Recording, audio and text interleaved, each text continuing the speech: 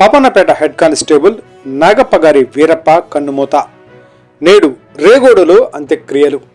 అందరికీ సుపరిచితుడు, ప్రతి ఒక్కరిని ప్రేమ ఆప్యాయతతో పలకరించే పాపన్నపేట పోలీస్ స్టేషన్లో హెడ్ కానిస్టేబుల్గా విధి నిర్వహణ చేస్తున్న నాగప్పగారి వీరప్ప మంగళవారం మృతి చెందినట్లు కుటుంబ సభ్యులు తెలిపారు.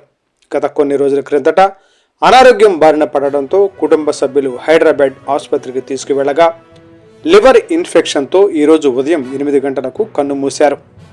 చికిత్సకు వీరప్ప దేహం అనుకూలించకపోవడంతో హైదరాబాద్లోని ఓ ప్రైవేటు ఆసుపత్రిలో చికిత్స పొందుతూ వీరప్ప తుది శ్వాస విడిచినట్లు కుటుంబ సభ్యులు తెలిపారు.